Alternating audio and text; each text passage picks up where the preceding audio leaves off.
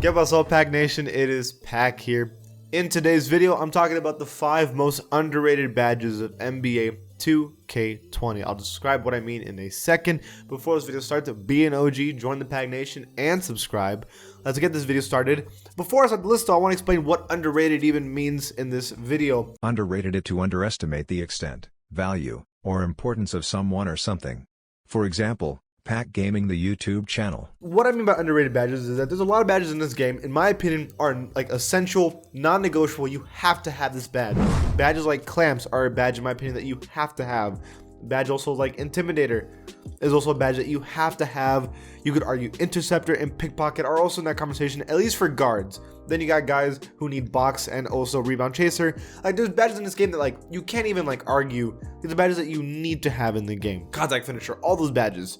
What I'm talking about is badges that you not necessarily need no matter what, but if you have them, they still have such an advantage that you could argue maybe they should be at least at a silver in the game, because they're so important and can be so important to your game that someone else that you play against might not even have, and that's important in this game. So that's what I'm going to be covering in today's video. Starting now at number 5, I want to talk about Moving Truck. Now, Moving Truck for centers is an obvious badge, another one that everyone's like, well, duh, we need that badge. But I'm talking about Moving Truck for shooting guards, point guards, and small forwards. So, if you've been playing 2K20 lately, the meta has been that centers are kind of useless. Now, I'm not saying that centers are bad and that you can have a shooting center who can rebound. Like I'm not saying centers are terrible in the game.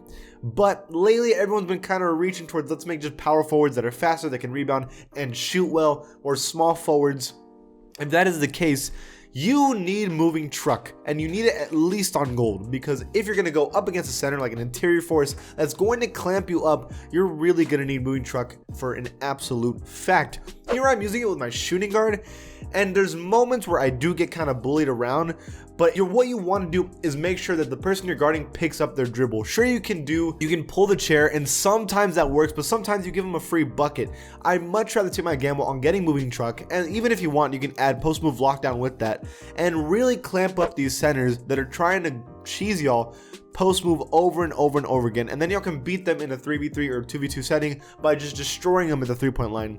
It really is the way to go, in my opinion. It's a badge that I think is the most underrated when it comes to defensively. I guess you could group up post move lockdown with Moving Truck, but I think Moving Truck is more important because post move lockdown is for stopping people to do post moves. Moving Truck is stopping them from getting in the post in the first place, and that's what you want to do. You can't let them get in the post. I think Moving Truck for at least guards and small forwards is a must have nowadays if you want to succeed in this game. The next badge on the list at number 4 is Relentless Finisher. I have this badge usually on gold. You could even have it on Hall of Fame. Let me explain what this badge does. There's a lot of finishing badges in this game that are again essentials. You need to have consistent finisher, fancy footwork, slithery finisher, giant slayer. In my opinion, you need to have it. Even a little bit of acrobat. There's badges in this game that you have to have them. It's not even an argument. Relentless Finisher has been the one that has been a controversy. How important is this badge? Is it really that good or not? This is the thing. What it says on the bottom is not exactly what the badge does. There's a lot of badges that do that, right? There's even badges that don't even pop up, and yet they're actually working. I feel that Relentless Finisher is one of those badges. It says reduces the fatigue effects when continually finishing at the rim with contact. Now, if you're a guard or a finisher, you know that when you're driving, you're going to be either posting people or getting layups and getting hit a lot, and you're going to be doing that a lot of the game. You're going to reduce your stamina. You want your stamina to be up there, but that's not what this badge does. Most people see this and they say, I don't care if my stamina runs out when I'm going to the rim because I'm expecting to finish it anyway, so it should be fine, and I should recover it when I go play on defense. Well, first off, covering the stamina part, you need it. Like, you need to have as much stamina as you can in this game. If you lose it going for a dunk, because you lose a lot, then you have to go play defense, and if you don't have Tireless Defender on, you're going to run out of stamina immediately, and then you can't play defense effectively, and then you're going to get exposed. And so it's like, yeah, you can dunk on 2s, but then they're going to destroy you and hit a 3 in your face, and like, what are you going to do? So that matters on that. But that's not what this badge does. It helps you hit layups in the post more. I know it doesn't say it, but it does it. Again, just because the badge says it does something doesn't mean it doesn't do other things as well. I think Slithery Finisher is a great example of that. When you have it on silver, it gives you animations that you wouldn't for other players. So you have to have it on silver. And it doesn't say that in the description. Same thing goes with Relentless Finisher.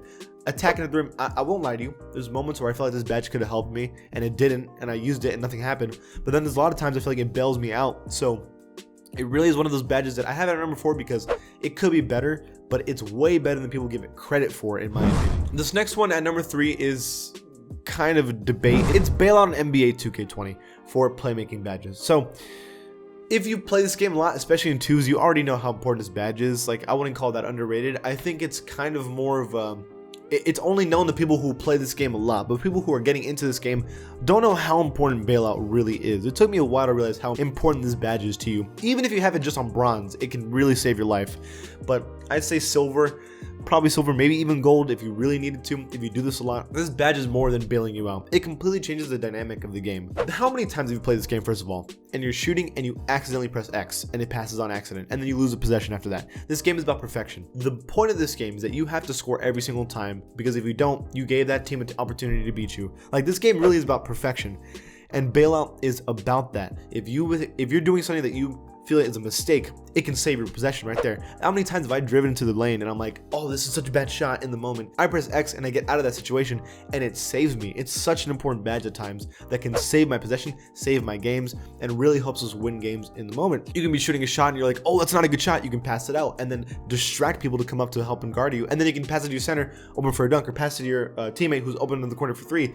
It completely changes the game, and it just helps you so much. And you really start understanding the game, you can really use this badge to your advantage. The next badge at number 2, it is Stop and Go. I slept on this badge for way too long.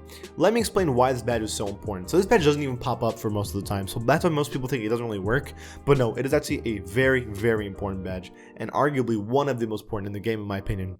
It improves the ability to start and stop with the ball. That's a lie. Not only does it help you improve the ability to start and stop with the ball, it also helps you improve the ability to start and stop without the ball. Your frames, it's all about frames in this game. Your jump shot, how fast can it be? Is it a fast jump shot? That's a good jump shot. How fast is your player? The faster the better. It's all about frame speed in this game, and Stop and Go helps that by a tenfold. If you feel people are guarding you too well, Stop and Go helps that get out of the way. Have you ever tried guarding someone and you're like, why are they like running away from me so fast? It's because they have Stop and Go. It's the speed, the acceleration. Stop and Go changes everything for you. The moment you catch the ball, you can immediately drive. You can do a hesitation, you can go to the other direction and do another hesitation in like heartbeats instead of having to wait for your animations to end. This is all about frames, doing things quickly. The amount of times I was able to get into the rim because people weren't able to catch up with me because of Stop and Go is ridiculous, and that's because this badge is so good, even if it's just in silver. But I think gold is really the way to go with this badge. It is an essential to me, and I think you need to have it. This final one is really controversial. At number 1 is Steady Shooter. Steady Shooter is a good badge. I'm sorry, what was that? Now, most people used to believe that Steady Shooter was probably the worst badge in the entire game, and I know you're probably thinking, Pack, you're high, this badge sucks. This badge is actually really good.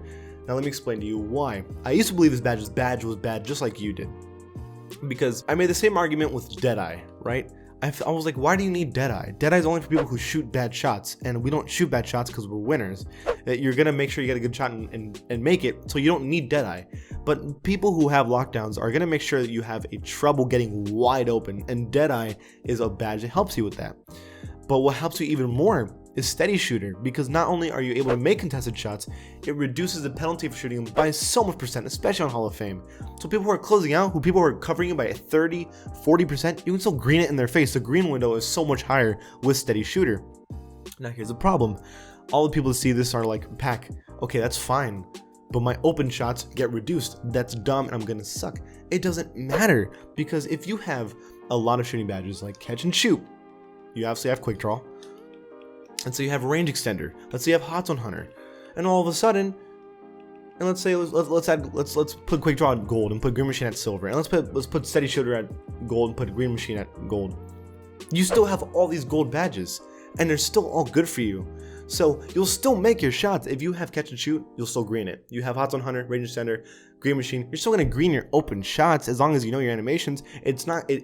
If you get full bars, you're gonna make it less. You'll still make it though. But Steady Shooter helps you more than it hurts you. It really does. It helps you make contested shots more than it hurts you missing open ones, because you have all these badges to help you make open ones anyways.